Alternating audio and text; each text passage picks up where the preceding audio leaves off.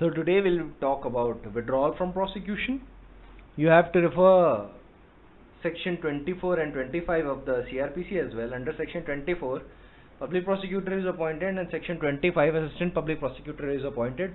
Keep in mind those sections particularly while you read section 321, because you always need to know under which section that authority is appointed. Alright, so we read the section. The public prosecutor and assistant public prosecutor in charge of a case. It means that these public prosecutor, assistant public prosecutor are actually conducting the prosecution in a particular case with the consent of the court. The consenting authority for withdrawal of prosecution is the court. The initiating authority is the public prosecutor. Alright. At any time before the judgment is pronounced. So the stage, till the stage where the prosecution can be withdrawn, is at any time before the judgment is pronounced in open court. If you remember, section 353 tells you that the judgment is to be pronounced in open courts. So keep in mind the stage till where withdrawal for prosecution can be done. The authorities that will initiate it are the public prosecutor or the assistant public prosecutor. The consenting authority will be the court, and the stage till which the prosecution can be withdrawn is till the judgment is pronounced. If the judgment has been pronounced, then the prosecution cannot be withdrawn. Further reading section 321, it says, withdraw from the prosecution of any person, either generally or in respect of one or more offences of which he is tried. So generally means he can withdraw regarding a particular accused, all the cases that has been initiated by the government. So let us suppose there is an FIR case, charge sheet, etc., and a case has been made. Then by the virtue of section 321, the public prosecutor or the assistant public prosecutor concerned can withdraw the case regarding such accused. And if he is withdrawing generally, it means all the FIRs, all the offences and all the case files that might be lodged against him, he is withdrawing all of them. And then comes a provision under 321 which speaks of, in particular, any one or more of the offences for which he is tried. So the withdrawal can be confined to part of the case also, and it can be spread to whole of the case as well. So the withdrawal can be in part or to the whole of the case as well, if the prosecution so desires. And upon such withdrawal, now comes a very important part from the point of view of the prelims. It says, if it's made before a charge has been framed, the accused shall be discharged. So before charge framing, the effect of such withdrawal will be discharge. And if the charge has been framed, the effect of such withdrawal shall be acquittal. Keep this in mind. Alright, what will be the effect of withdrawal, and it will be determined in accordance to what stage the withdrawal has been preferred. So if it preferred before the stage of framing of charge, then that will be considered as discharge. If the charge has been framed and then the withdrawal for prosecution has been made, then it shall be considered acquittal. The effect of such withdrawal will be acquittal. Then comes the proviso. Let us suppose the offence has been tried under an act of central government, or it relates to any matter where the executive power of the central government extends, or it has been investigated by CBI, or it involves misappropriation or destruction of or damage regarding the property of central government, or it was committed by a person in service of central government. Then the public prosecutor who is conducting such prosecution, if he is not appointed by central government, he shall not be permitted by the central government, he shall not be permitted to withdraw such prosecution unless he has obtained a consent from the central government regarding the withdrawal of the prosecution. उसको consent लेनी पड़ेगी पहले central government से, so that he is permitted to withdraw such prosecution. And the court shall, before according consent, direct public prosecutor to produce before it permission granted by the central government to withdraw from prosecution. So before the court will grant consent regarding the offences where the public prosecutor has not been appointed by the central government and the offence relates to any of the matter within the proviso, there are 4 matters, then in those situations, the public prosecutor conducting the prosecution needs to place before the court the written authorization of the central government to withdraw such prosecution. All right, the written authorization की जरूरत होगी and it will be necessary to place this before the court. Now, अब इसमें हम इसके nuances से deal कर सकते हैं. Imagine a situation where a very rich and powerful man is being prosecuted by the state. Now the rich and powerful man has bribed the government, and due to the effect of bribe, the government concerned directs the public prosecutor to withdraw from prosecution. So the question comes, can a private person oppose the application for withdrawal? Can a private person be authorized to oppose such withdrawal under section 321? Then the answer is yes, he can. Because the rule of locus standi is foreign to criminal jurisprudence. If any citizen can lodge a first information report or file a complaint and set a criminal law machinery in motion, and in those scenarios if the locus standi cannot be questioned, then in a similar vein, the rule of locus standi will also not apply in the case of withdrawal from prosecution. So means a private person can oppose such withdrawal if he sees that it is going against his interest or it is against the interest of justice, or he believes that the government should continue with the prosecution. So the private person is in full capacity to oppose the withdrawal and take the matter before the court or a higher forum, or even oppose the application of withdrawal before the trial court itself. So that those venues are open to him. वो चाहे तो appellate court चले जाए, revisional court चले जाए, या trial court में ही oppose कर दे withdrawal की application, और वो बोले कि नहीं withdrawal नहीं consent करना चाहिए court को, even though public prosecutor is demanding it, court को मना कर देना चाहिए. He shouldn't allow the withdrawal to go through. He shouldn't allow the judge concerned shouldn't allow the withdrawal to go through. तो private person can oppose the application. फिर एक सवाल मिलता है कि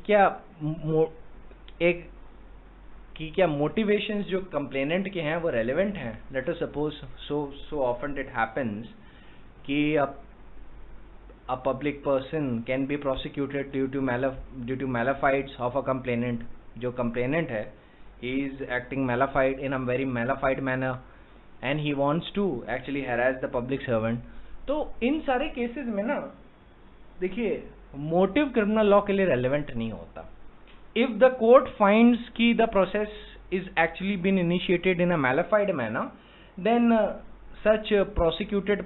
such person who has been wrongfully prosecuted can always institute a suit for wrongful prosecution or wrongful arrest, or he may even lodge the appropriate criminal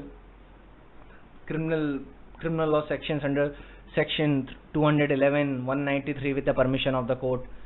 But as far as this is concerned कि आपने complainant पे ये allegation लगा दिया कि complainant तो motivated है, वो चाहता है कि उसका प्राइवेट कॉज प्रोसिक्यूट हो, वो चाहता है कि वो सिर्फ इसलिए प्रोसिक्यूशन करना चाहता है. Let us suppose for the sake of our example कि कंप्लेनेंट सिर्फ इसीलिए प्रोसिक्यूट करना चाहता है क्योंकि प्रेजेंट गवर्नमेंट उसके फेवर की नहीं है, और गवर्नमेंट के ही एक पब्लिक सर्वेंट को प्रोसिक्यूट करना चाहता है. तो ऐसे केस में एक बात याद रखिएगा कि कोर्ट ये नहीं देखेगा कि उसके मोटिवेशंस क्या हैं. कोर्ट बस इतना देखेगा कि उसके एलिगेशन सच है या नहीं. Court is not concerned with the motivation. The law is not concerned with the motivations of the complainant. The law is only concerned whether the allegations made by the complainant are true or not. All right. This position was rightly observed by the Justice Krishna Iyer. He said in the state of Punjab versus Gurdial Singh, if the use of power is for fulfillment of a legitimate object, the actualization or catalyzation by the malice is not regicidal. The same principle must obviously apply where a person is opposing a withdrawal of prosecution against an accused. His political motivations or vendetta cannot justify the grant of consent for withdrawal if otherwise it is not legitimate or justified. So basically, Justice Krishna Iyer is saying that the court is only concerned whether the allegations of the complainant are legitimate or not. It is not concerned with the personal vendetta or political motivations of the complainant. It is only concerned whether the complaint is true or not. Let us suppose a new government comes into power and it lodges a prosecution against the old government. The members of the old government are prosecuted. मान लीजिए BJP की, कांग्रेस की government या BJP की government, जो भी आपको सही लगे, पावर में आई. लेट अस सपोज बीजेपी की गवर्नमेंट पावर में आई, तो अगर वो कांग्रेस, मान लीजिए पिछली गवर्नमेंट कांग्रेस की थी, तो कांग्रेस गवर्नमेंट के मेंबर्स के खिलाफ किसी स्कैम में केस ओपन कर दे या कंप्लेंट लॉन्च कर दे या प्रोसिक्यूशन लॉन्च कर दे, तो क्या ये बातें कही जा सकती हैं कि ये जो प्रोसिक्यूशन लॉन्च हुआ था ये मैलाफाइड नेचर से हुआ था? Answer is no.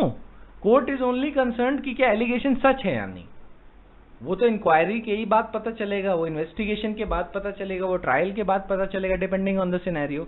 लेकिन सिर्फ इस बात पे किसी क्रिमिनल केस को रिजेक्ट कर देना कि कंप्लेनेंट के मोटिवेशंस थे, कंप्लेनेंट का वेंडेटा है किसी गवर्नमेंट के खिलाफ, this is not relevant. This is not relevant for the purpose of criminal law. तो ये तो मैंने larger purpose of criminal law में आपको एक जनरल बात बताई है. So remember, the principle is that successive ministry may order a probe against the earlier ministry merely by the order of probe into the corruption. It cannot be held that it is political vendetta. सिर्फ इसी बात के लिए order अगर दे दिया गया कि पिछली गवर्नमेंट के खिलाफ आपने इन्वेस्टिगेशन लॉन्च करवा दी या प्रोसिक्यूशन लॉन्च करवा दिया, तो ये नहीं माना जाता है कि आपने क्या कहते हैं ये पॉलिटिकली मोटिवेटेड है. अगर आपने क्राइम किया है और वो एलिगेशन सच हैं और एक क्राइम दिख रहा है या सस्पेक्टेड है, तो ऐसे केस में इन्वेस्टिगेशन होनी चाहिए, प्रोसिक्यूशन लॉन्च होना चाहिए.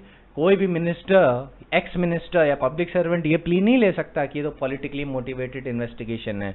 Court will only be concerned investigation में एविडेंस है या नहीं, मटेरियल है या नहीं, प्रोसिक्यूशन के पास प्राइमा फेसाई केस है या नहीं, उसके बाद ट्रायल शुरू होने के बाद क्या वो अपना वो केस को बियॉन्ड रीजनेबल डाउट साबित कर पाता है या नहीं. These are the primary considerations before the court. इस बात के लिए नहीं कि मोटिवेटेड था या नहीं, because that is in the different realm. Criminal law के पर्पस के लिए उतना रेलेवेंट नहीं रहता. तो एक दो और प्रिंसिपल बता देता हूं कि when ministry goes out of office, its successor may consider any glaring charges and may, if justified, order an inquiry. Otherwise, if such a course is not adopted, each ministry will become a law unto itself and corrupt conduct of the ministers will remain beyond scrutiny. तो ऐसे तो corrupt conduct जो ministers का होगा कि आप देख ही नहीं पाएंगे. हर minister कहेगा कि political vendetta है, तुम्हें तो हटा देना चाहिए, केस को रिजेक्ट कर देना चाहिए. तो इसी बेसिस पे क्या ये सारी चीजें होंगी? नहीं. तो ये प्रिंसिपल एक था. अब इसी पे आ जाइए विड्रॉल ऑफ प्रोसिक्यूशन पे. अब मान लीजिए कि सक्सेसिव मिनिस्ट्री ने वो किया, क्या कहते हैं, प्रोसिक्यूशन लॉन्च किया. अब प्रोसिक्यूशन लंबे टाइम तक चला. नेक्स्ट इलेक्शन में जिस मिनिस्ट्री ने, जिस गवर्नमेंट ने प्रोसिक्यूशन लॉन्च किया था वो हार गई और वही गवर्नमेंट पावर में आ गई जिसके खिलाफ इन्वेस्टिगेशन हो रही थी या जिसके खिलाफ प्रोसिक्यूशन लॉन्च किया गया था. तो क्या ऐसी गवर्नमेंट सेक्शन 321 के बेसिस पे विड्रॉल फ्रॉम प्रोसिक्यूशन कर सकती है? देखिए, सेक्शन 321 कोई गाइडेंस नहीं देता है इस बात पे. तो अगर आप ऊपर ही ऊपर पढ़ेंगे तो आपका आंसर हाँ आ सकता है. लेकिन सुप्रीम कोर्ट ने कहा है कि ऐसी सिचुएशन में कोर्ट अपनी कंसेंट देने पे ये पूछेगा कि आप क्यों विड्रॉ करना चाहते हैं. और अगर वहां पे गवर्नमेंट या पब्लिक प्रोसिक्यूटर ने बोला कि हम विड्रॉल इसलिए करना चाहते हैं क्योंकि पिछले जो हमारे खिलाफ प्रोसिक्यूशन लॉन्च हुआ था वो पॉलिटिकल वेंडेटा की वजह से हुआ था, और क्या कहते हैं, और मटेरियल एविडेंस उसके नहीं है, मटेरियल एविडेंस इनफैक्ट इस बात के हैं कि चार्जेस की करप्शन हुआ था, तो ऐसे केस में जो कोर्ट कंसर्न्ड है वो विड्रॉल फॉर प्रोसिक्यूशन की कंसेंट नहीं देगा। Alright, that should be very clear कि गवर्नमेंट विड्रॉल ऑफ प्रोसिक्यूशन के लिए ये बात नहीं कह सकती कि पिछला जो केस मेरे खिलाफ इंस्टीट्यूट किया था दूसरी मिनिस्ट्री ने, जो जब वो पावर में थी, तो वो पॉलिटिकल वेंडेटा की वजह से किया था, कोई वो क्या कहते हैं उसके मोटिव क्लीन नहीं थे। ये सारे ग्राउंड रेलेवेंट नहीं है विड्रॉल ऑफ प्रोसिक्यूशन के लिए। विड्रॉल ऑफ प्रोसिक्यूशन के लिए greater interest of administration of justice, ये ग्राउंड्स रेलेवेंट होते हैं। जस्टिस, पब्लिक ऑर्डर, ये सारे रेलेवेंट ग्राउंड है। ये नहीं रेलेवेंट ग्राउंड है कि पॉलिटिकली मोटिवेटेड था। कोर्ट कहेगा कि हाँ वो तो चार्ज करप्शन पे जब इन्वेस्टिगेशन हो जाएगी या प्रोसिक्यूशन पूरा हो जाएगा तो हम बताएंगे ना कि ये सच था या नहीं था। आप क्यों बताएंगे कि पॉलिटिकली मोटिवेटेड था? और अगर सच निकल गया तो उसका political motivation is irrelevant. The law will not take account of these things that the person was politically motivated or not. The law will take into account only one thing, whether the criminal law which was set in motion was based on true allegations and whether the prosecution is able to establish his allegations or not. That is the only consideration. ठीक है, तो आप हमेशा ये बात ध्यान में रखा करें। कंप्लेनेंट के मोटिव्स जनरली रेलेवेंट नहीं होते हैं। कंप्लेनेंट के मोटिव्स तब रेलेवेंट होते हैं जब मैलिशियस प्रोसिक्यूशन या रॉन्गफुल अरेस्ट का केस है या फॉल्स एविडेंस का केसेस है, वहां पे रेलेवेंट होते हैं। यहाँ पे नहीं रेलेवेंट होंगे। क्रिमिनल लॉ आप मोटिवेट होके क्यों मोशन में आपने लगा दिया। ऐसे ही सिमिलरली एक इलस्ट्रेशन देता हूं कि मान लीजिए ए ने बी को सी का मर्डर करते हुए देख लिया। ए ने बी को सी का मर्डर करते हुए देख लिया। फिर ए बी से कहता है कि अगर तुम नहीं चाहते मैं पुलिस को बताऊं तो मुझे 20 लाख रुपए दे दो। बी ए को 20 लाख रुपए नहीं देता है। बाद में जाके ए जो है पुलिस स्टेशन में जाके बोल लेता है कि ए ने हमसे क्या कहते हैं, ए बता देता है पुलिस ऑफिसर्स को कि बी ने सी को मारा है। एंड में जब मैटर कोर्ट पहुंचता है तो बी ए प्ली लेता है कि ए ने मेरे खिलाफ कंप्लेंट सिर्फ इसलिए की है क्योंकि मैंने उसको 20 लाख रुपए देने से मना कर दिया था और उसकी कंप्लेनेंट मोटिवेटेड। तो कोर्ट सीधे कह देगा we are not concerned with that, we are concerned with the question whether you committed a murder or not the motivations of a. हो सकता है ए का मोटिवेशन करप्टेड हो, पर अगर वो सच है, इवन दो it's a corrupted motivation, even then B will be prosecuted. तो सिमिलरली विड्रॉल फॉर प्रोसिक्यूशन के लिए भी ये प्ली नहीं ली जा सकती कि जो गवर्नमेंट के खिलाफ जो केस किया गया था वो पॉलिटिकली मोटिवेटेड था। सिर्फ इस ग्राउंड पे नहीं जा सकती। The considerations for withdrawal of prosecution is greater interest of administration of justice. वो सारी चीजें मैं आपको अभी आगे बताऊंगा। तो देखिए ग्राउंड्स फॉर विड्रॉल जनरली क्या होते हैं। Public prosecutor in withdrawing from prosecution can apply for withdrawal only on the basis of certain legitimate grounds which are germane or relevant to public justice. न्याय के लिए, लोक न्याय के लिए, public justice. The essential consideration which is implicit in the grant of power is that it should be in interest of administration of justice. ये सब keywords हैं। जब भी अगर 321 पे क्वेश्चन आएगा तो you have to mention it. Public prosecutor is a primary authority to decide on the withdrawal. Court is to perform judicial function to see if the consent has been exercised for the greater good of administration of justice. तो public एक अभी आगे आ जाएगा case law में, पर मैं आपको पहले ही बता देता हूँ। जो पब्लिक प्रोसिक्यूटर विड्रॉल का काम करता है ना, ये उसका एग्जीक्यूटिव फंक्शन है। और जो जुडिशियल ऑफिसर जो कंसेंट देता है वो जुडिशियल फंक्शन है। ठीक है, और ये दोनों एक दूसरे को बहुत क्या कहते हैं, बहुत बैलेंसिंग एक्ट करते हैं। एंड इन लोगों को अपने रेल्म पे जो सेटिस्फैक्शन चाहिए वो बड़ा अलग अलग किस्म का होगा। तो उस पर मैं एलैबोरेट करूंगा। लेकिन अगर आपको कहीं पे भी सीधे एक लाइन में बोलना हो तो आप सीधे बोल दीजिएगा the public prosecutor in considering the application for withdrawal for prosecution is acting in an executive capacity and the judge in granting consent for the withdrawal of prosecution is acting in a judicial capacity. ये बात याद रखिएगा, कभी इन points पे मत confuse होइएगा वरना blunder हो जाएगा। सो फर्स्ट केस लॉ बताता हूँ मैं आपको इस पे क्या है, और greater interest of administration of justice याद रखिएगा, ये कीवर्ड्स हैं 321 में। इस कोई भी आंसर बिना इसके कंप्लीट नहीं हो पाएगा, और कोई भी application as a defence lawyer अगर आप 321 की अपोज कर रहे हैं, not as a defence lawyer, as a prosecution के लॉयर अगर आप साथ में असिस्ट कर रहे हैं पब्लिक प्रोसिक्यूटर को विक्टिम की तरफ से, तो ऐसे केस में याद रखिएगा कि until and unless you prove before the appellate or the revisional court that the withdrawal is not being exercised for the greater good of the administration of justice, ये कीवर्ड अगर आपने यूज नहीं कर पाए तो उस केस में you will never be able to get a relief. So in Balwant Singh versus State of Bihar, Supreme Court said that the primary authority to decide on the question of withdrawal from the prosecution is the public prosecutor. ये primary authority है, और magistrate की court में assistant public prosecutor होता है, ठीक है. The statutory responsibility for deciding upon the withdrawal squarely vests upon the public prosecutor. It is non-negotiable. It cannot be bartered away in the favor of those who may be above him on the administrative side. ये public prosecutor की primary responsibility है. And mind मी कि अगर मैं public prosecutor बोल रहा हूं तो उसमें असिस्टेंट पब्लिक प्रोसिक्यूटर भी शामिल है. मैं बस public prosecutor for the sake of clarity के लिए बोल रहा हूं कि आसानी से I get my point across. तो primary authority public prosecutor concern है एंड असिस्टेंट पब्लिक प्रोसिक्यूटर. वो इस डिसीजन पे आने के लिए कि क्या विड्रॉल फॉर प्रोसिक्यूशन करना चाहिए, वो किसी होम मिनिस्ट्री से क्या कहते हैं डायरेक्शन से बाउंड नहीं है.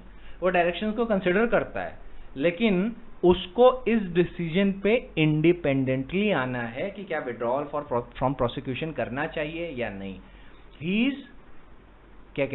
Is not at all to be influenced by the home department of the state, क्योंकि जनरली होम डिपार्टमेंट ही ऐसी चीजें का डायरेक्शन देता है. तो मान लीजिए पब्लिक प्रोसिक्यूटर के सुपीरियर कौन होंगे एडमिनिस्ट्रेटिव साइड में, आपका क्या कहते हैं डिस्ट्रिक्ट मैजिस्ट्रेट डायरेक्शन दे सकता है. He is not a superior but in a sense he is a कंपेट्रिएट.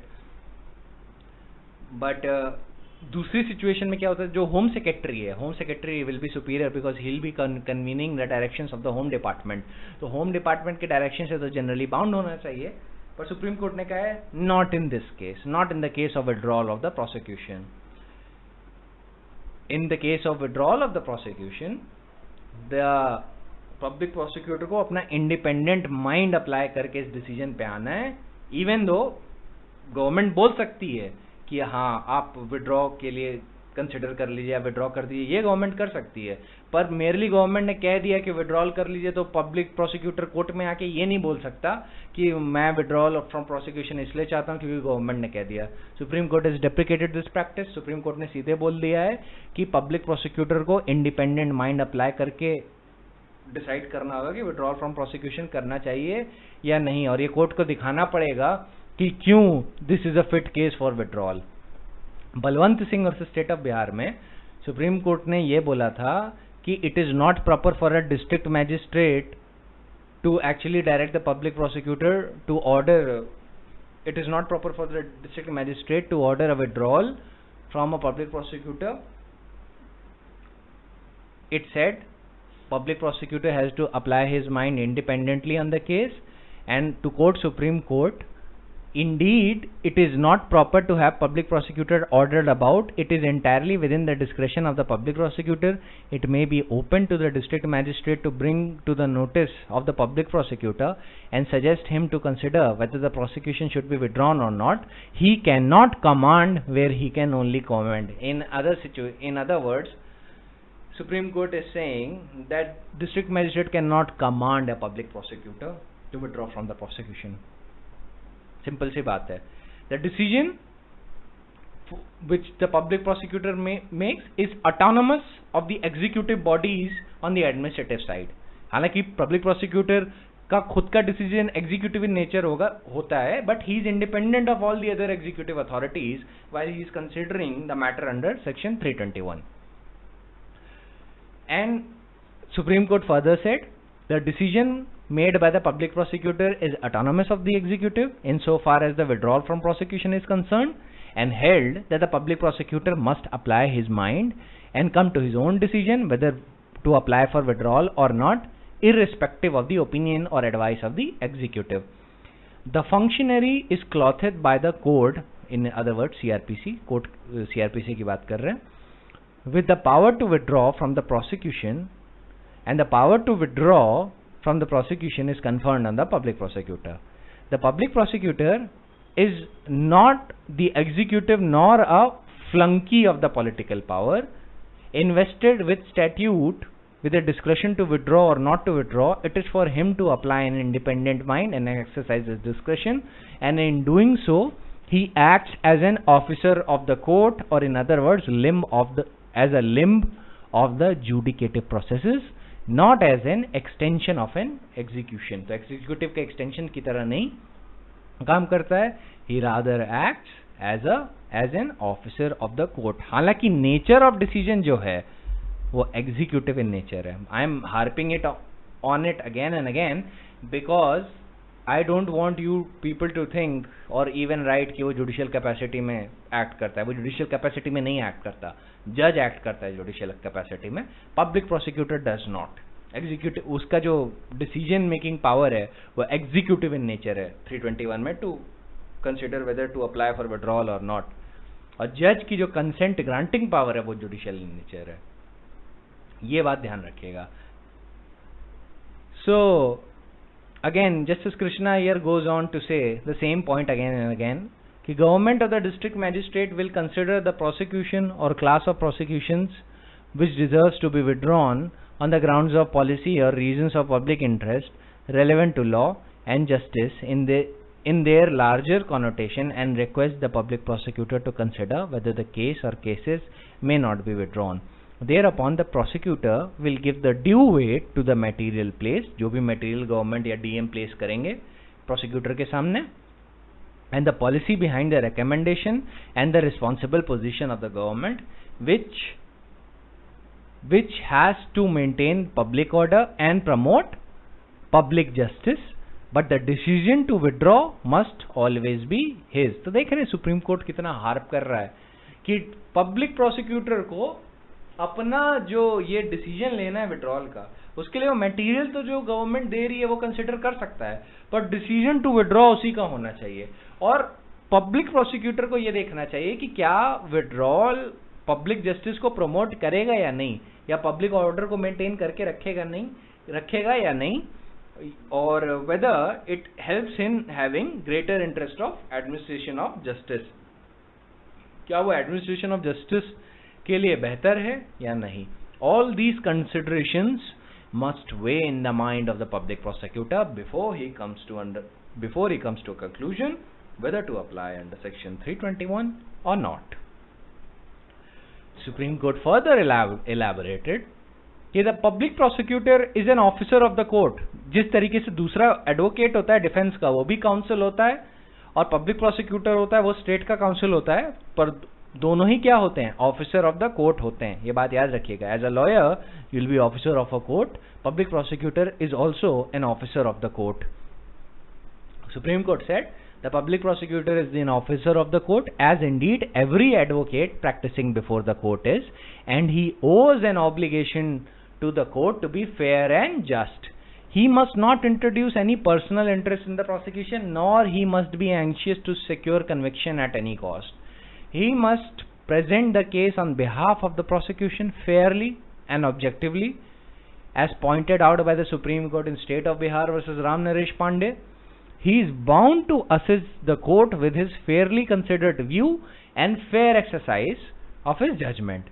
But at the same time, it must be noted that he conducts the prosecution on the behalf of the central or the state government, as the case may be, and he is an advocate acting on the behalf of central government or the state government which has launched the prosecution. So the Supreme Court actually narrated the role of the public prosecutor, which can be succinctly be stated in a few short sentences. First is that the public prosecutor has to apply his mind independently. Second is, for that purpose he can consider the materials placed by the government before him to withdraw the prosecution case. Third is that the consideration for withdrawal will be the greater interest of the administration of justice. Fourth is the public prosecutor must bear in mind that he is an officer of the court and also he is representing the government which has launched the prosecution. So he has to balance both of the roles, as the role of the officer of the court and the role as an advocate for the central or state government. So he has to balance both. अभी ये 4 principles हैं. Now we next come to the next question कि how the public prosecutor is to deal with a direction for withdrawal of prosecution by the government. मान लीजिए government ने उसे direction दिया public prosecutor को कि withdraw from the prosecution particular cases. So how the public prosecutor is to go about it. तो Shivnandan Paswan versus state of Bihar सबसे leading case है 321 पे, कॉन्स्टिट्यूशनल बेंच का जजमेंट है. It was a very large bench जिसके सामने 321 डायरेक्टली क्वेश्चन में था. So Supreme Court said regarding the answer to this question, it said if the government takes the decision to withdraw from prosecution and communicates such direction to the public prosecutor कि prosecution से withdraw करना है, the prosecutor would inter alia consider the grounds on which the public prosecutor has taken the decision to withdraw from the prosecution, and if he is satisfied that the grounds are legitimate, he may file an application for withdrawal from prosecution. If on the other hand he takes the view that the grounds which have been given by the government are not legitimate, he has 2 options available to him. He may inform the government that in his opinion the grounds which have weighed with the government are not valid and he should be relieved from the case, and if his request is not granted, he may tender his resignation, or else he may make an application for withdrawal from the prosecution as directed by the government, and at the hearing of the application he may offer his considered view to the court that the application is not sustainable on the grounds set out by him and leave it to the court to reject the application. Supreme Court said in an essence कि public prosecutor के पास 2 option आते हैं at the time when the government has taken a decision to withdraw from prosecution. Obviously government तो apply नहीं कर सकती withdrawal of prosecution के लिए, ये करना पड़ेगा पब्लिक प्रोसिक्यूटर को. तो सुप्रीम कोर्ट ने पब्लिक प्रोसिक्यूटर को बताया है कि जब भी वो ऐसा डायरेक्शन दे तो आपके सामने क्या क्या सिचुएशंस हैं. तो पहला तो आप पहले ग्राउंड्स कंसिडर करेंगे कि क्या लेजिटिमेट ग्राउंड्स हैं या नहीं है फॉर विड्रॉल ऑफ प्रोसिक्यूशन. दूसरा, जब आपको लगता है कि लेजिटिमेट ग्राउंड है, पहले तो ये है कि लेजिटिमेट ग्राउंड रखते हैं तो आप सीधे ही अप्लाई कर दो और फिर कोर्ट कंसिडर करके आपके legitimate grounds will allow you to withdraw from prosecution.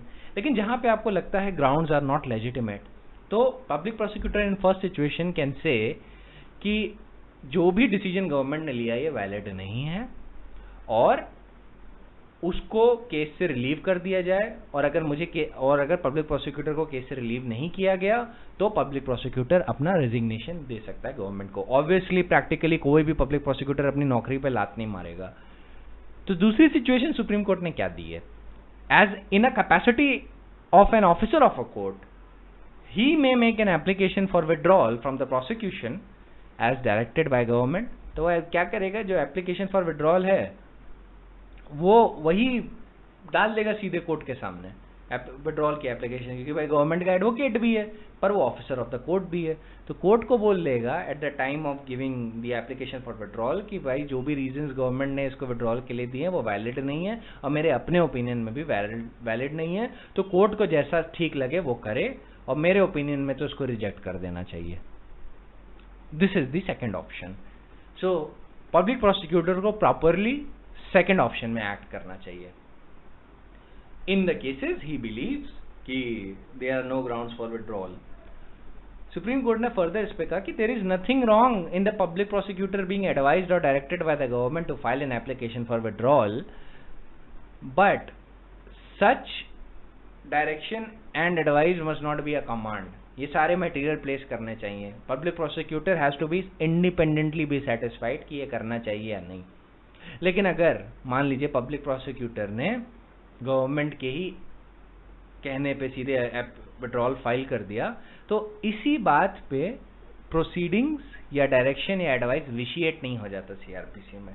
तो विशिएशन का पॉइंट आप ध्यान रखिएगा कि it doesn't vitiate merely because public prosecutor has been directed by the government. वो डायरेक्शन दे सकती है पर पब्लिक प्रोसिक्यूटर को डिसीजन पे इंडिपेंडेंटली आना है कि क्या मुझको प्रोसिक्यूशन को विड्रॉ करना चाहिए या नहीं है, या नहीं करना चाहिए.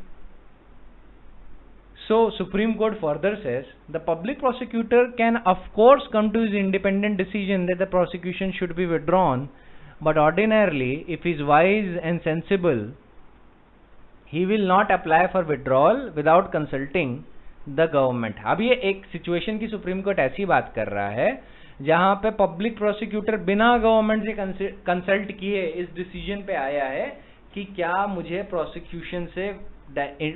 प्रोसिक्यूशन विड्रॉ कर लेना चाहिए या नहीं. तो पहले तो हम उस सिचुएशंस पे डील कर रहे थे, अभी तक उनकी बात कर रहे थे जहां पे गवर्नमेंट ने डायरेक्ट किया है या गवर्नमेंट ने एडवाइस किया है पब्लिक प्रोसिक्यूटर को. पर पब्लिक प्रोसिक्यूटर क्या इंडिपेंडेंटली इस डिसीजन पे आ सकता है बिना कोई डायरेक्शन हुए गवर्नमेंट के कि क्या मैं प्रोसिक्यूशन से विड्रॉ करूं या नहीं, विदाउट कंसल्टिंग गवर्नमेंट और विदाउट इन्फॉर्मिंग द गवर्नमेंट? क्या ऐसा कर सकता है? तो सुप्रीम कोर्ट ने कहा कि ऐसा कर सकता है, थियोरेटिकली ये पॉसिबल है, लेकिन कोई भी प्रूडेंट पब्लिक प्रोसिक्यूटर ऐसा करेगा नहीं. वही सुप्रीम कोर्ट ने कहा theoretically of course he can make an application for withdrawal from the prosecution without consulting the government and he can not be accused of any illegality for doing so and the court may give consent for such withdrawal, but in that event public prosecutor would run the risk of incurring the displeasure of the government which appointed him. नौकरी पे बना सकती है, Supreme Court ने simply यही बोला है public prosecutor की. If the public prosecutor seeks the permission of the government to withdraw from the prosecution and the government grants such permission to him, and on basis of such permission he applies for withdrawal, the application cannot be said to be vitiated. The provision of section 321 in fact contemplates in so many terms that in certain categories of the offences, public prosecutor appointed by the state government cannot move the court for its consent to withdraw from the prosecution without the permission of the government. There is no danger of abuse or misuse of the power of the government inherent in the process, because there are two principal safeguards against any such abuse or misuse of the power of government. One is that the application must be based on the grounds which advance the public justice, and other is there can be no withdrawal without the consent of the court. तो supreme Court ने दोनों argument को deal कर लिया. Supreme Court ने बोला है कि प्रोसीडिंग इसलिए नहीं विशिएट हो जाती है, अब्यूज ऑफ पावर इसलिए नहीं कहलाएगा because government can direct the public prosecutor to withdraw from the case और विड्रॉ द प्रोसिक्यूशन, क्योंकि इस पे दो सेफ गार्ड्स हैं. पहला है कि पब्लिक जस्टिस का ग्राउंड होना चाहिए, और दूसरा क्या है कि विड्रॉल हो ही नहीं सकता बिना कोर्ट की कंसेंट के. So then I come to the कुछ इलस्ट्रेटिव केसेस पे कि on what grounds the public prosecutor can apply for withdrawal from the prosecution. तो ये तो आपको पता चल गया, greater interest of the administration of justice is the paramount consideration. This is the primary consideration. Second is withdrawal can be sought only for the furthering the cause of public justice.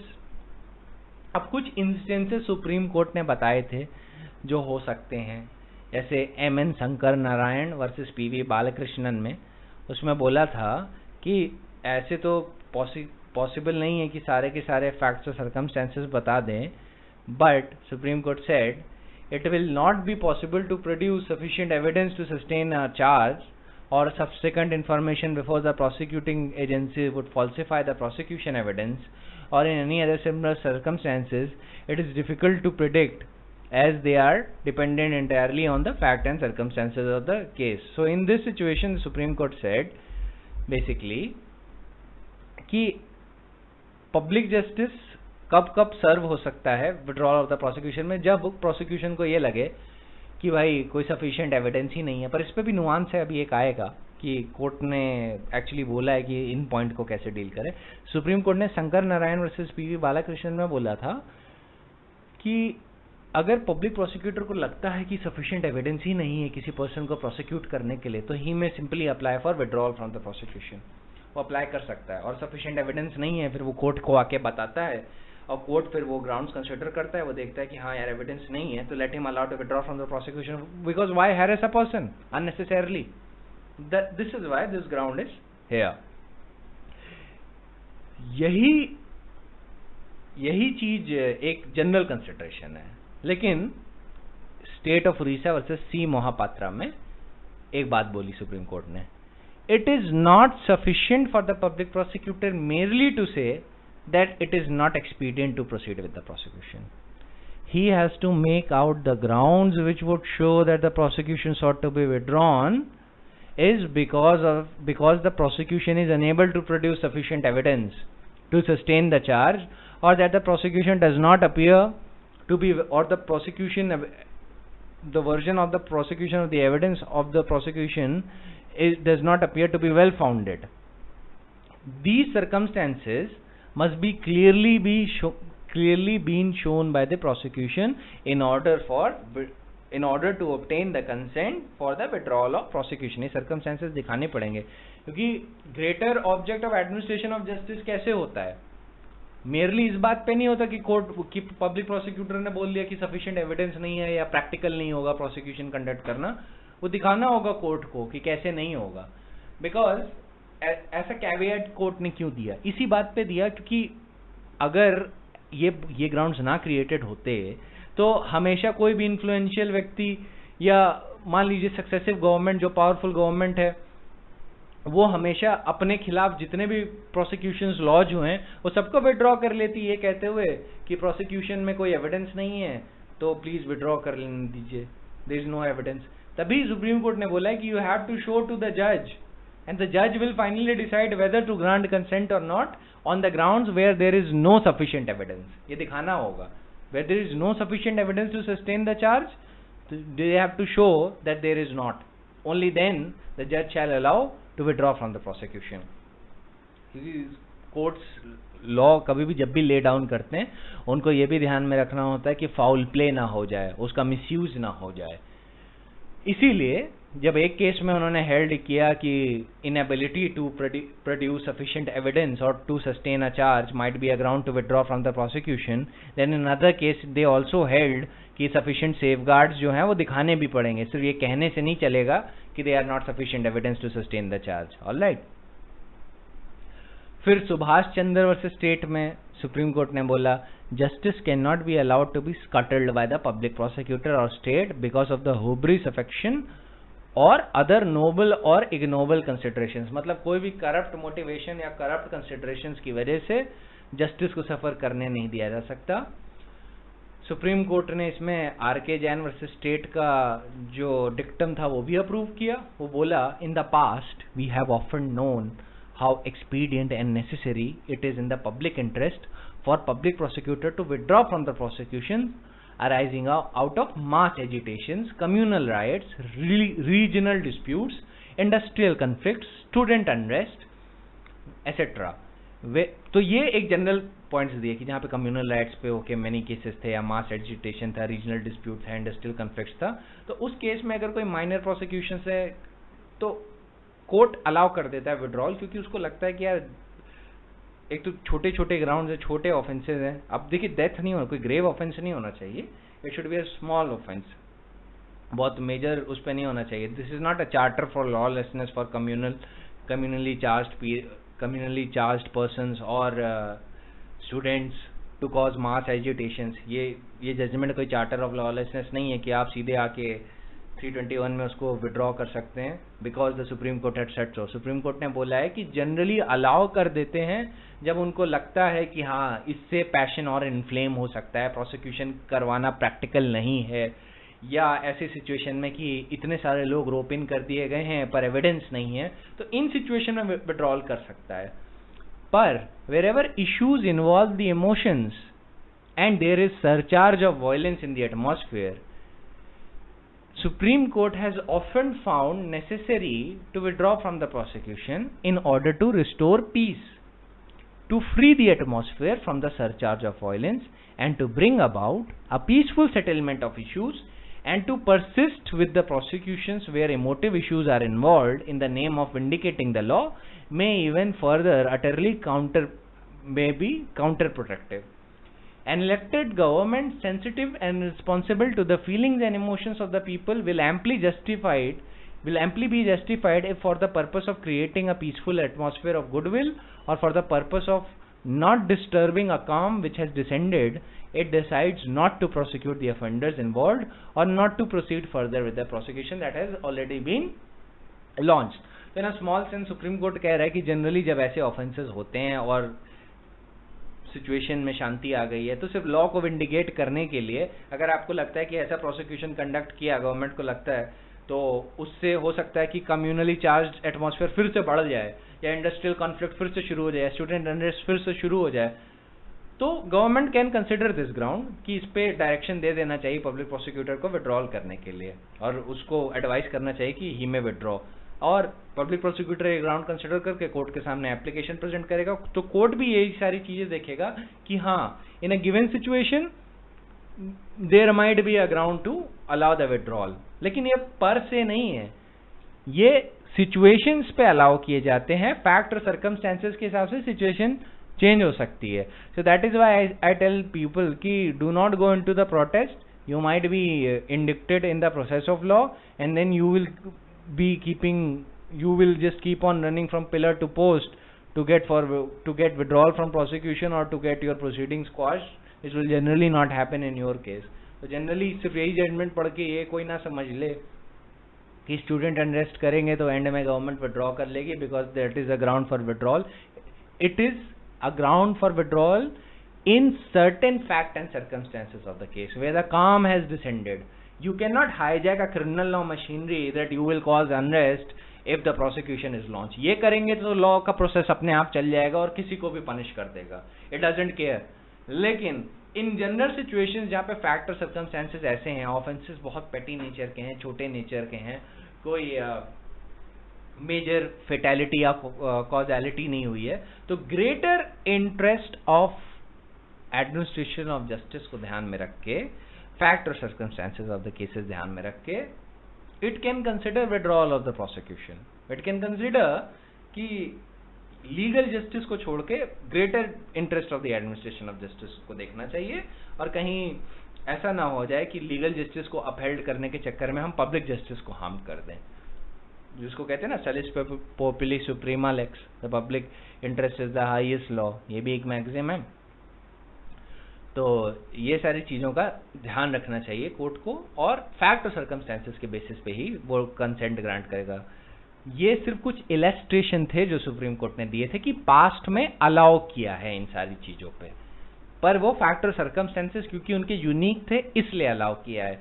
ये कोई पर से president नहीं है कि हर situation में communal riots पे withdrawal for prosecution हो जाएगा, क्योंकि अगर ऐसा होने लगा तो कोई भी आदमी प्रोसिक्यूट नहीं हो सकता for doing the communal riots. हर बार अगर मान लीजिए गवर्नमेंट के इंस्टेंस पे कोई कम्युनल राइट हुआ है तो फिर गवर्नमेंट सीधे विड्रॉ कर लेगी, तो क्या court will just mechanically act on the president? नहीं, सुप्रीम कोर्ट ने इसको क्लैरिफाई किया है, यहाँ पे नहीं लिखा है, but the judgments are not meant to be read as a statute, और यहाँ पे सुप्रीम कोर्ट ने सिर्फ इलस्ट्रेशन दिए हैं कि पास्ट में हमने अलाउ किए हैं।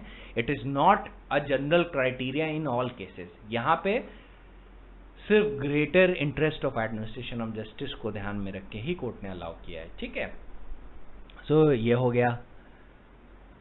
Then we come to the next issue जो बहुत इंपॉर्टेंट है। मैंने बोला था ना एक नुआंस है कि जहाँ पे सफिशिएंट एविडेंस नहीं है, तो एक चीज का ध्यान रखिएगा कि पब्लिक प्रोसिक्यूटर कभी भी इस ग्राउंड पे विड्रॉल फॉर प्रोसिक्यूशन की एप्लीकेशन नहीं लगा सकता कि गवर्नमेंट एविडेंस प्रोड्यूस ही नहीं करना चाहती या गवर्नमेंट एविडेंस प्रोड्यूस नहीं करेगी।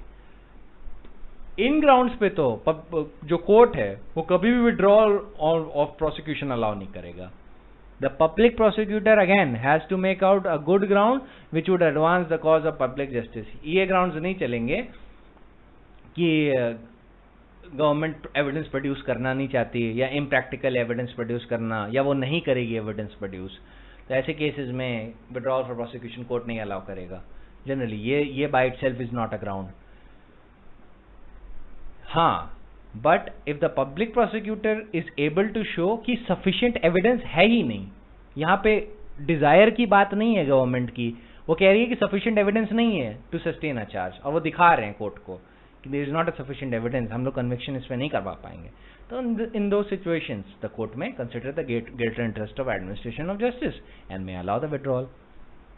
ये बार बार मैं greater interest of administration of justice इसलिए बोल रहा हूँ जिससे आपको एकदम होने न हो जाए, ये लाइन याद हो जाए. It is very important for you to remember this line.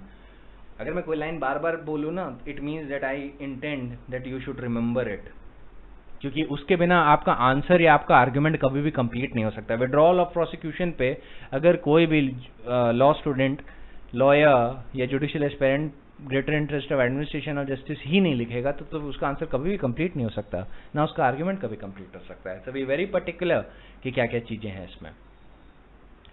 फिर there are two clarifications which are to be introduced where the prosecution is sought to be withdrawn on the ground of insufficiency of evidence.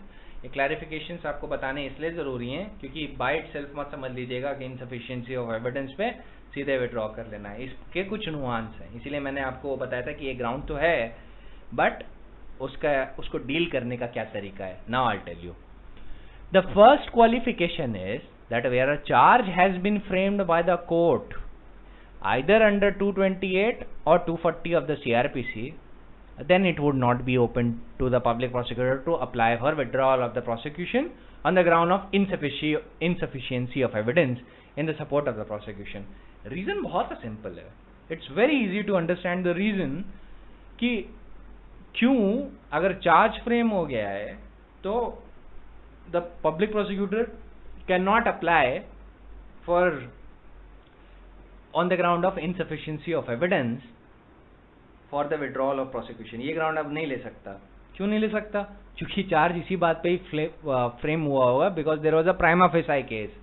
Had there had not been any sort of prima facie case, then the judge has to discharge such a person. अगर prima facie case by considering the materials of the prosecution खुद ही establish हो गया, it means there is some evidence. All right. तो अगर charge frame हो गया इन sections में, then the public prosecutor cannot apply for the withdrawal of prosecution on the ground of insufficiency of evidence. The court in these cases has to bear in mind that the material consisting of police report and the document sent under section 173 subsection 5, that is relating to the charge sheet and the materials on which the document seeks to rely on, and comes to a conclusion that a prima facie case has been made out against the accused, the charge should be framed, and after considering the entire matter, if the judge believes that there is no sufficient evidence and neither the prima facie case is being made out, then he may, rather than going through the route of 321, allowing the prosecution to go through the route of 321, he may just simply discharge a person. देखिए 321 में तो वैसे ही discharge होता है अगर charge framing किस चीज से पहले ले लिया. ये ज्यादा बेटर है कि जज ही डिस्चार्ज कर दे अगर प्राइमा फेसी एविडेंस नहीं मिल रहा, क्योंकि public will trust the courts more. अगर गवर्नमेंट के कहने पे विड्रॉ हुआ है ना, then people will never trust the government. वो तो हमेशा गवर्नमेंट में फॉल्ट्स निकालेंगे, वो कंसिडर ही नहीं करेंगे. They will think everything is politically motivated. So the public trust will be greater when the court itself has discharged it. ठीक है. So the proper course is that if there is a prima facie case, then the public prosecutor shouldn't be allowed to apply for withdrawal. And if there is not a prima facie case, then the judge should just discharge a person. All right. So in order to support these things in these observation, Bansilal versus Chandan Lal, the judgment of the Supreme Court said, if the material before additional sessions judge was considered sufficient enough to frame the charge against the respondent, it is not possible to say that there was no evidence in support of the prosecution case. इन्हीं सारी चीजों को लेके ही मैंने ये qualifications बनाई हैं जो आपको क्लियर कर रहा हूं, क्योंकि इन्हीं जजमेंट्स के बेसिस पे ही you come to these conclusions. Supreme Court ने बंसीलाल वर्सेस चंद्रलाल में ये तो बात बोली थी, जब सेशन जज ने चार्ज फ्रेम कर लिया है तो उसका मतलब एविडेंस है, तो आप ये कैसे कह सकते हैं कि there is insufficiency of evidence. इस केस में यही बात बोली थी सुप्रीम कोर्ट में. बलवंत सिंह वर्सेस स्टेट में भी सुप्रीम कोर्ट ने यही बात बोली कि the state should not certify the court by first stating that there is a true case fit to be tried and then make a volte face मतलब उलट गए अपनी बात से, to the effect that on the second investigation the case has been discovered to be false. ये दोनों ही observation Shivnandan Paswan versus state of Bihar में अपहेल्ड हुए हैं.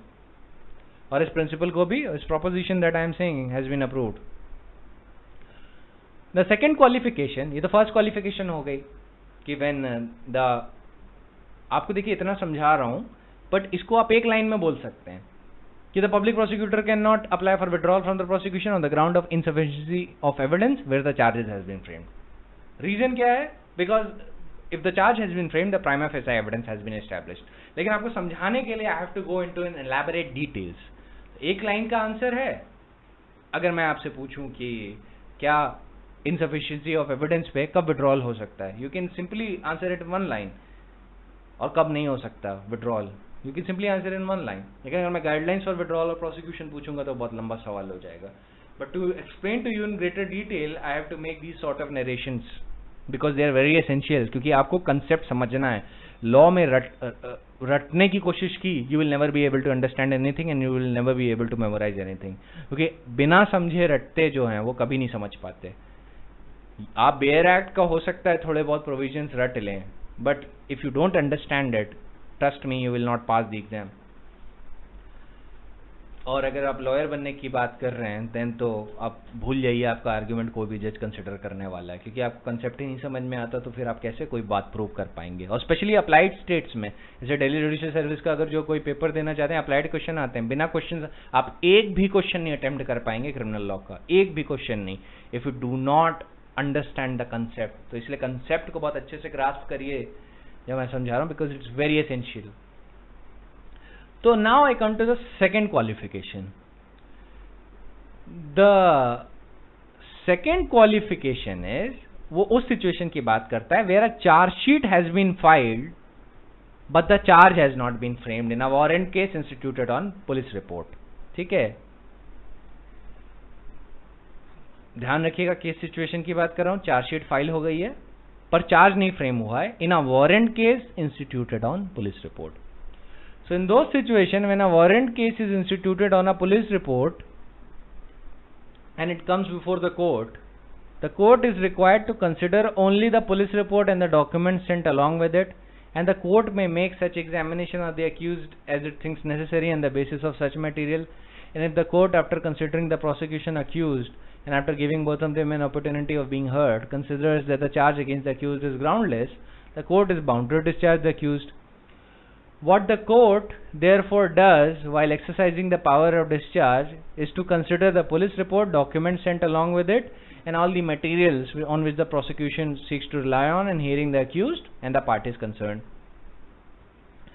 But that is the same thing that the court is called upon to do when the application for withdrawal has been made by the prosecution. ये same चीज consider करेगा when the application is made for the withdrawal from the prosecution and it has been made by the public prosecutor on the ground that there is insufficient or no evidence to support the prosecution case. There also the court will have to consider the material placed before it on behalf of the prosecution for the purpose of deciding whether the ground urged by the public prosecutor for withdrawal of prosecution is justified or not, and this material would be the same material before the court while discharging its function under 239. तो मतलब court ने, supreme Court ने बात clarify कर दी कि insufficient evidence और no evidence के ground को कंसीडर करने के लिए आप वही मटेरियल कंसीडर करेंगे जो डिस्चार्ज के लिए कंसीडर करते हैं। और डिस्चार्ज के लिए you primarily consider the material of the prosecution.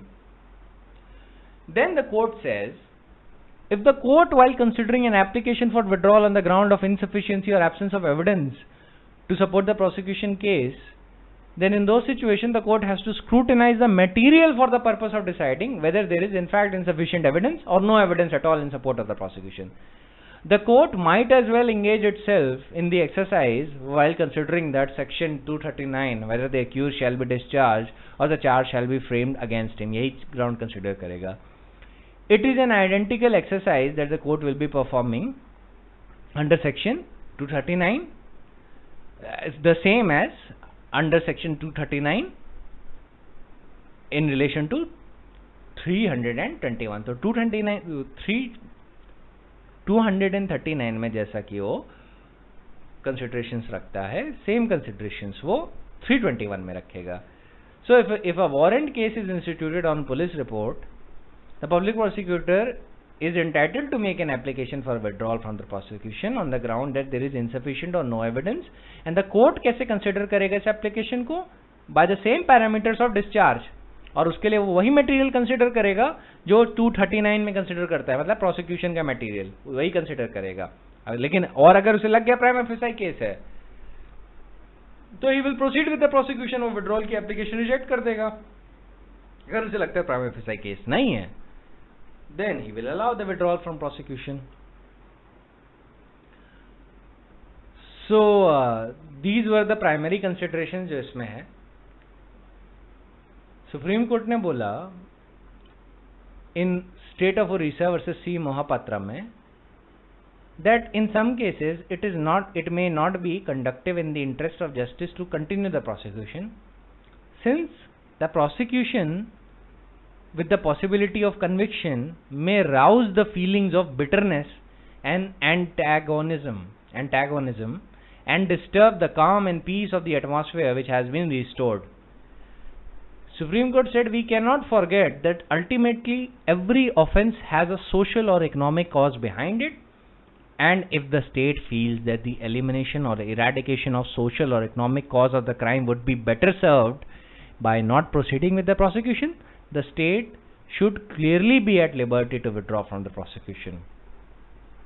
यही ग्राउंड सुप्रीम कोर्ट ने इसी केस में कंसिडर किया था, और यहाँ पे इस केस में it allowed the withdrawal of prosecution in a case where the incident resulting in commission of offence has arisen out of rivalry between true trade unions, but since the date of the incident calm and peaceful atmosphere prevailed. जो state of Odisha उससे सी मोहापात्रा में जो क्या हुआ था, trade unions में आपस में लड़ाई हो गई थी और राइवलरी हो गई थी, तो उस केस में काफ़ी कुछ नुकसान हुआ था, आगजनी हुई थी, ये सारी चीज़ें हुई थी। तो इसी केस में सुप्रीम कोर्ट ने अलाउ कर दिया था कि हाँ आप प्रोसिक्यूशन विड्रॉ कर सकते हैं on considering larger aspect of public justice. और ये देखा था कि जब काम हो चुका है और अभी शांति है तो अभी प्रोसिक्यूशन करने से हम ये नहीं चाहते कि दोबारा वो फीलिंग्स राउज हो जाए। Supreme Court said in this case, ये इलस्ट्रेटिव केस है, आपको एक इलस्ट्रेशन के लिए ही मैंने यहाँ पे रखा है, ठीक है। ये मत समझिएगा कि हर केस में ऐसा होगा, हर केस के अपने सेट फैक्टर सर्कमस्टेंसेस होंगे, उसके बेसिस पे होगा। So there may be broader considerations of public, larger considerations of public justice, and even considerations of promotion of long-lasting security in locality, or of order in disorderly situation, or harmony in factious militia, in which they legitimately persuade the state,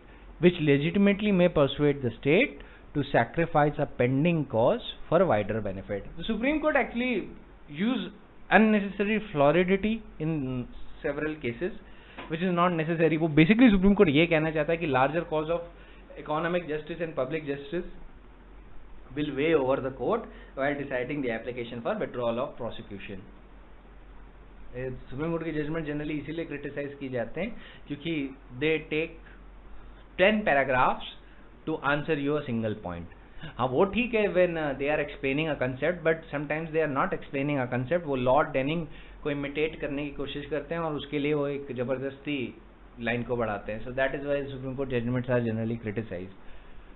तो ध्यान रखिएगा कि जो trade unions की लड़ाई जो हुई थी स्टेट ऑफ ओडिशा से सी मोहापात्रा में, उसमें सुप्रीम कोर्ट ने विड्रॉल ऑफ प्रोसिक्यूशन को अपहेल्ड किया था कि हाँ ठीक है, because the largest consideration of public justice overwhelmed the considerations of legal justice.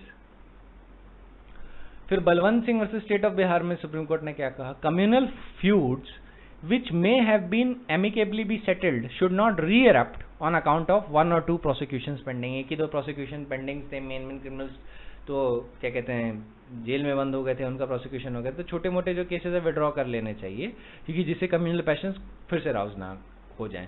और labor disputes which might have given rise to criminal cases when settled might probably be another instance where the interest of public justice in broader connotation may perhaps warrant withdrawal from the prosecution। कभी कभी होता है कि दो student union में आपस में लड़ाई हो गई, मारपीट हो गई, एफआईआर हो गई। अब देखिए एफआईआर अगर स्टूडेंट्स पे कर देंगे तो स्टूडेंट तो पब्लिक लाइफ से बंद, उसको कोई जॉब नहीं मिलेगी। तो ये सारे कंसिडरेशन, एक एग्जांपल के लिए आपको बता रहा हूँ, ये भी कंसिडरेशन गवर्नमेंट को वे करते हैं कि इनको अननेसेसरी प्रोसिक्यूट ना करो, विड्रॉ फ्रॉम द प्रोसिक्यूशन। तो ऐसे में क्या होगा कि एक तो हो सकता है स्टूडेंट का कैरियर भी बच जाए, मतलब एक लार्ज अमाउंट ऑफ स्टूडेंट्स को आपने जेल में डाल दिया, उन्हें कन्विक्ट घोषित कर दिया बिकॉज उनसे एक गलती हो गई, तो ये भी एक कंसिडरेशन है। पर ये मैं एक बहुत उस सिचुएशन में बता रहा हूँ जहाँ पे आपस में फिर सुलह हो गई है और दोनों टेक एन अंडरटेकिंग, दोनों स्टूडेंट यूनियन के group take an undertaking that they will not indulge in the same case. ये कभी ऐसे मत समझ लीजिएगा कि यही रूल है और आपस में लोग लड़ेंगे और फिर एंड में विड्रॉ हो जाएगा, नहीं, दिस इज नॉट अलाउड। ये कई कंसिडरेशन में से एक कंसिडरेशन हो सकती है, पर बाकी भी सिचुएशंस ध्यान में रखनी होंगी। Larger aspect of public justice, administration of justice, facts and circumstances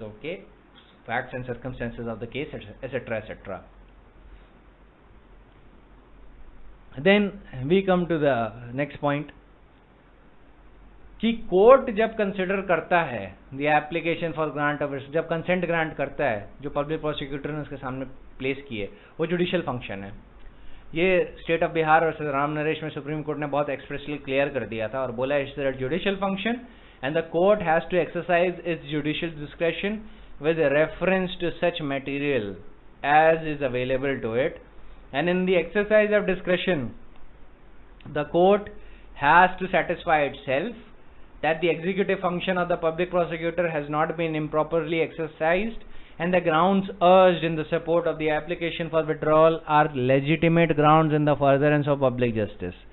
The discretion has not to be exercised by the court mechanically, and the consent applied for has not to be granted as a matter of formality or on mere asking. The court has to consider the material placed before it and satisfy itself that the grant of consent would serve the interest of justice. तो बार बार वही चीज supreme court बता रहा है कि आपको क्या करना है, क्या कंसिडर नहीं करना है। इन एसेंस अल्टीमेट टेस्ट क्या होना चाहिए? Ultimate test must be that the court has to determine that the validity of grounds in a particular case is that the requirements of public justice should outweigh the legal justice of the case, ठीक है, और larger aspects of administration of justice and the interest of public justice। ये सारा main उसे consideration करना है to allow the grant of withdrawal or prosecution।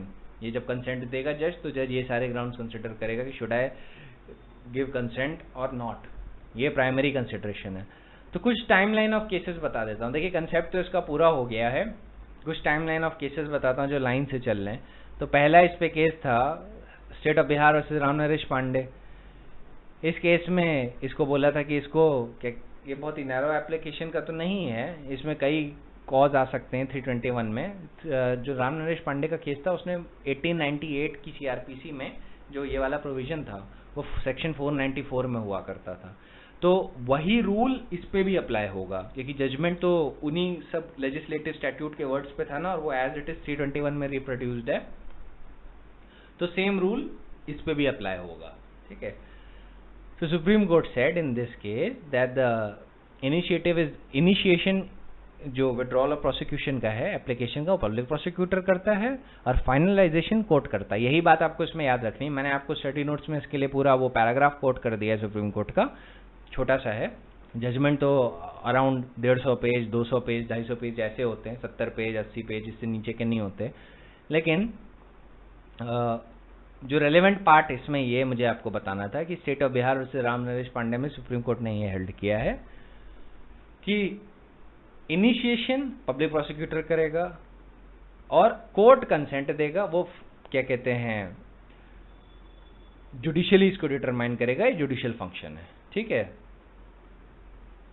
Public prosecutor कौन सा फंक्शन एक्सरसाइज करता है? Judicial function.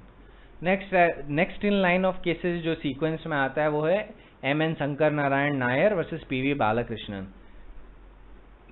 यही पॉइंट रिटरेट किया और ये बोला कि पब्लिक प्रोसिक्यूटर ने जहां पे भी अपना डिस्क्रिशन इम्प्रॉपरली एक्सरसाइज किया है वहां पे कोर्ट या इलेजिटिमेट रीजंस या पर्पस के लिए किया है, तो वहां पे जो आपका सुप्रीम कोर्ट है या कोर्ट कंसर्न्ड है, ट्रायल कोर्ट जिसके सामने विड्रॉल ऑफ प्रोसिक्यूशन के लिए एप्लीकेशन ग्रांट की गई है, वो उसको अलाउ नहीं करेगा। जहां पे इररिलेवेंट कंसिडरेशंस हैं, इलेजिटिमेट रीजंस हैं या फॉल्स या करप्टेड मोटिव्स हैं, वहां पे नहीं अलाउ करेगा विड्रॉल फॉर प्रोसिक्यूशन।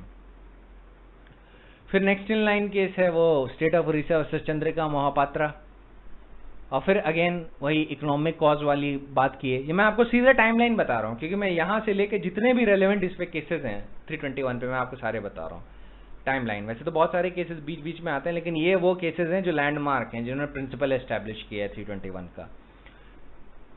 फिर Balwant Singh versus state of Bihar आता है, वही पॉइंट रीइटरेट किया कि larger factor of administration of justice होना चाहिए, पॉलिटिकल कंसिडरेशंस नहीं होने चाहिए, पार्टी प्रेशर या गवर्नमेंट का डायरेक्टिव ही है उसी बेसिस पे नहीं करना चाहिए, larger interest of public justice देखने चाहिए। उसके लिए कम्युनल फ्यूड्स में या ट्रेड यूनियंस की लड़ाई में, लेबर डिस्प्यूट में, एसेट्रा एसेट्रा, जहाँ पे सेटलमेंट के बाद पब्लिक जस्टिस को फैसिलिटेशन मिलेगा, तो वो वाले ग्राउंड्स कंसिडर करने चाहिए। ये नहीं कि पॉलिटिकली मिनिस्टर ने कह दिया तो हमें करना पड़ेगा। Alright, next we come to the case of Subhash Chandra versus state.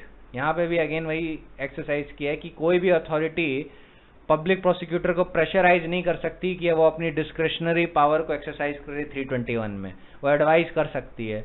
और पब्लिक प्रोसिक्यूटर जो ऐसे कमांड को बेंड करेगा वो अपने ऑफिस की अथॉरिटी है उसको नीचा दिखाएगा, यही माना जाएगा। गवर्नमेंट और डिस्ट्रिक्ट मैजिस्ट्रेट से एडवाइस कर सकते हैं और पब्लिक प्रोसिक्यूटर के सामने वो रीजंस ला सकते हैं कि वो क्यों चाहते हैं कि विड्रॉल हो जाए, और पब्लिक प्रोसिक्यूटर उनको इंडिपेंडेंटली कंसिडर करेगा, ठीक है। और एग्जीक्यूटिव कैपेसिटी में एक्ट करता है, और वहां पे जो फंक्शन जो निभाना होगा पब्लिक प्रोसिक्यूटर को, वो पब्लिक जस्टिस को ध्यान में रख के करना होगा। The broader considerations of public justice, public peace, deeper considerations of promotion of long lasting security of the society, communal harmony, और halting a false and vexatious prosecution, ये सारी चीजें हैं। या insufficiency of evidence ही सबसे कॉम्प्लेक्स ग्राउंड था, वो मैंने आपको समझा दिया है वो कैसे डील होगा। फिर एक है, अब सबसे अच्छा केस इस पे जो मैं आपको बताऊंगा याद करने के लिए, वो है Rajendra Kumar Jain versus state represented through special police. इसमें सुप्रीम कोर्ट ने गाइडलाइंस लिख दी थी सारी एक एक लाइन में।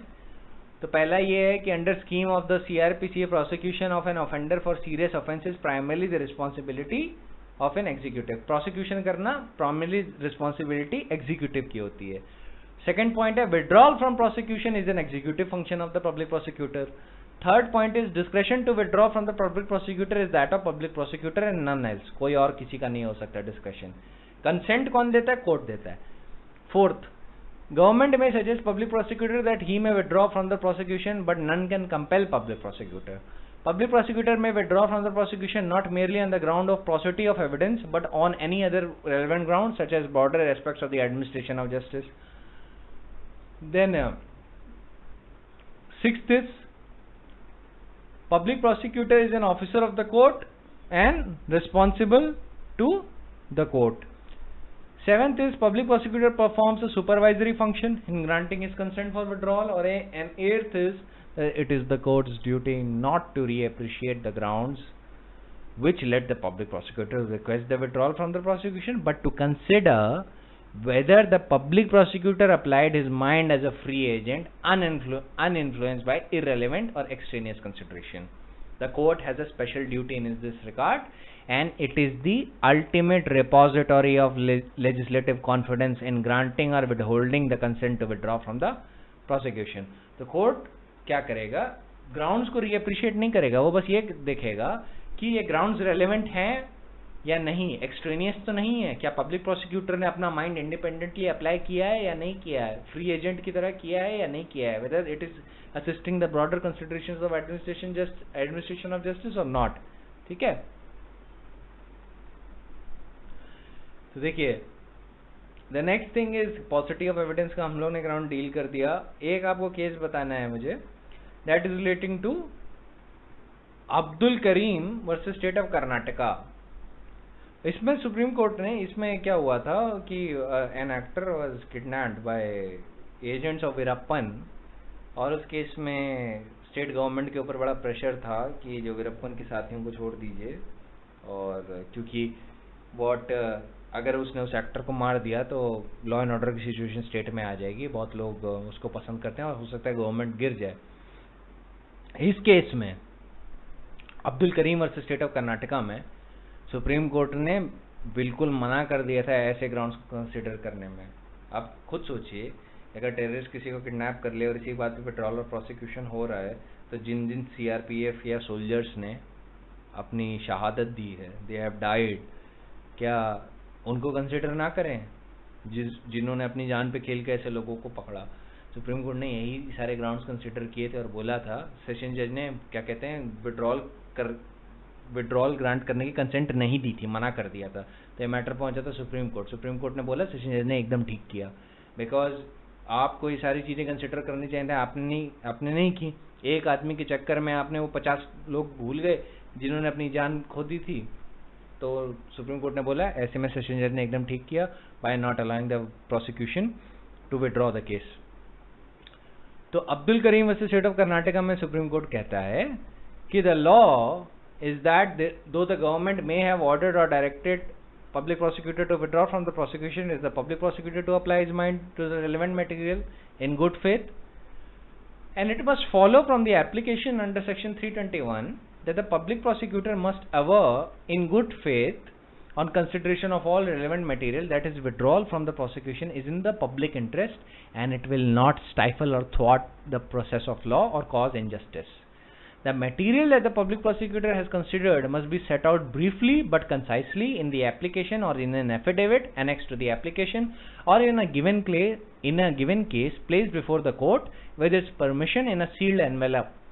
The court has to give an informed consent. It must be satisfied that this material can responsibly lead to the conclusion that the withdrawal of the prosecution from the prosecution will serve the public interest. But it is not for the court to weigh the material. The court must be satisfied that the public prosecutor has considered the material and in good faith reached the conclusion that his withdrawal from the prosecution will serve the public interest. ये सारी चीजें consider करने हैं। वो बार बार grounds को नहीं consider करेगा कि ग्राउंड्स में कि ग्राउंड्स किन एविडेंसेस से एस्टैब्लिश है, उसको नहीं कंसिडर करना है। उनको ये देखना है कि ये ग्राउंड्स इंडिपेंडेंटली वेरीफाइबल है, क्या इसके बेसिस पे विड्रॉल अलाउ करना चाहिए या नहीं, और क्या पब्लिक प्रोसिक्यूटर ने इंडिपेंडेंटली अपना माइंड अप्लाई किया या नहीं।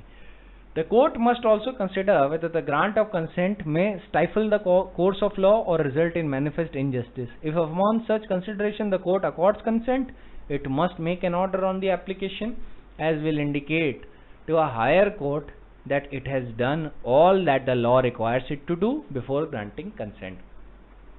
तो मेजरली आप समझ चुके हैं कि 321 में क्या ग्रांट के कंसिडरेशंस होते हैं, क्या ग्रांट के कंसिडरेशन नहीं होते। मैंने आपको राहुल अग्रवाल वर्सेस राजकेश जैन 2005 में वो डिसाइड हुआ था, उसका भी केस दे दिया है। मोर और लेस ज़्यादातर केस एक ही चीज़ कहते हैं आप। हाँ, कुछ के बड़े स्पेशल ग्राउंड थे इसमें। लोकस क्लासिकस कौन कौन से हैं? शिवानंदन पासवान वर्सेस स्टेट, वो सबसे इंपॉर्टेंट है। फिर state of Orissa versus Chandrika Mahapatra, वो बहुत इंपॉर्टेंट है। राम नरेश पांडे का जजमेंट बहुत इंपॉर्टेंट है। Abdul Karim versus state of Karnataka is very important, ये आपको याद करने हैं फॉर द सेक्शन 321। और सेक्शन 321 के आंसर को कैसे अप्रोच करेंगे? You will first break it down into the its necessary ingredients कि कौन करेगा, कौन एप्लीकेशन कंसिडर करेगा, कोर्ट करेगा। एप्लीकेशन कौन बनाएगा? पब्लिक विड्रॉल फॉर प्रोसिक्यूशन की public prosecutor, assistant public prosecutor जो प्रोसिक्यूशन कंडक्ट कर रहा है, ठीक है। फिर किस स्टेज पे कर सकते हैं? जजमेंट प्रोनाउंसमेंट के पहले कर सकते हैं। फिर चार्ज फ्रेम हो चुका है तो इसका इफेक्ट क्या होगा? चार्ज फ्रेम हो चुका है तो एक्विटल, चार्ज फ्रेम से पहले है तो डिस्चार्ज, ठीक है। तो ये सारी चीजें कंसिडर करनी होगी। और सेक्शंस जो बड़े बड़े हैं ना, उनको बहुत छोटा किया जा सकता है अगर आपके पास वो ब्रेविटी स्किल्स है, और वो बार बार पढ़ने से ही आएगा। And you will eventually, if you read the bare act again and again, then you will notice that there are certain keywords जिन पे फोकस करता है सुप्रीम कोर्ट भी। वो एक बार आपको करना आ गया तो नेक्स्ट स्टेप है आपके लिए, जो जनरल प्रिंसिपल्स हैं जो मैंने अभी आपको बताए सारे, ये आपको ध्यान में रखने। केस लॉ आपको भले ही ना याद हो, it's fine, but general principles याद होना सबसे ज्यादा जरूरी है, क्योंकि केस लॉ तो आप फिर रेफर करके याद कर लोगे, है ना। और जनरल प्रिंसिपल्स अगर आप भूल गए तो फिर केस लॉ याद भी रहे तो उसका कोई फायदा नहीं होता, वो रट्टाफिकेशन वाली बात हो जाती है। It helps no one. Public prosecutor का हमेशा फंक्शन याद करिएगा, वो कोर्ट का ऑफिसर भी होता है, उसकी ड्यूटी कोर्ट की भी तरफ होती है और पब्लिक जस्टिस की भी तरफ होती है, वो सिर्फ एक गवर्नमेंट का लॉयर ही नहीं होता, ठीक है। और ये पब्लिक प्रोसिक्यूटर की जिम्मेदारी भी होती है कि ultimate objective of all trials is that truth is arrived at. तो इसलिए प्रोसिक्यूटिंग एजेंसी और पब्लिक प्रोसिक्यूटर को प्रॉपर मैनर में एक्ट करना चाहिए, मैकेनिकल मैनर में नहीं। So these are the primary considerations जो सेक्शन 321 के लिए ये टॉपिक हो गया। This was another last topic। अब नेक्स्ट टॉपिक जो हमारा होगा वो होगा quashing and compounding 482 read with section 320 of the CRPC, and then we'll move on to section 300 atrofous convict और atrofous acquit। उसके बाद हमारा टॉपिक होगा रिव्यू वो section 362 of the CRPC, then we'll come to miscellaneous provisions कुछ और भी CRPC में, और उसके बाद अपील और रिवीजन, फिर मेंटेनेंस।